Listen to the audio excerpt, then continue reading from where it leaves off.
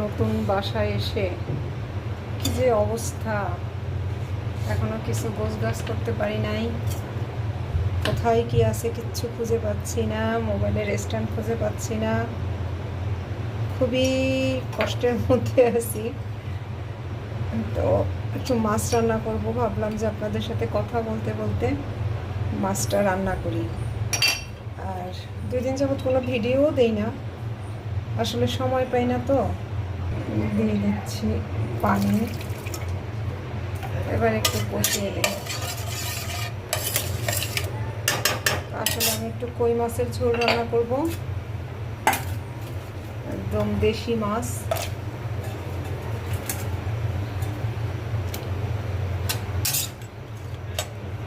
দিয়ে দিচ্ছি একটু সরিষার তেল।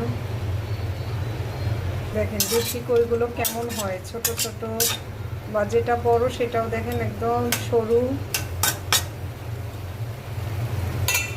একটু কষিয়ে নেব, ঢাকা থাক। দেখে নিচ্ছি কি অবস্থা।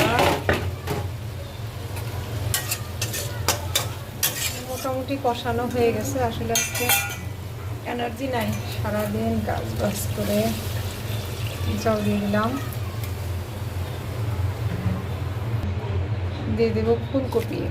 আসলে সিজন ছাড়া কোনো সবজি খাওয়া উচিত না, বা আমরাও খাই না, কিন্তু আজকে নাকি পদ্মা মশার ফুলকপি দেখে খেতে ইচ্ছা করছে, তাই একটু নিয়ে আসছে। কিন্তু আসলে উচিত না, সিজনের যে কোনো শাকসবজি ফল সেটা খাওয়া উচিত। এবার ঢাকা দিয়ে দিই। নতুন বাসার কাজ চলছে তো চলছে, অনেক কাজ বাকি। খুব সংক্ষিপ্তভাবে একটু রান্না করি, খাই।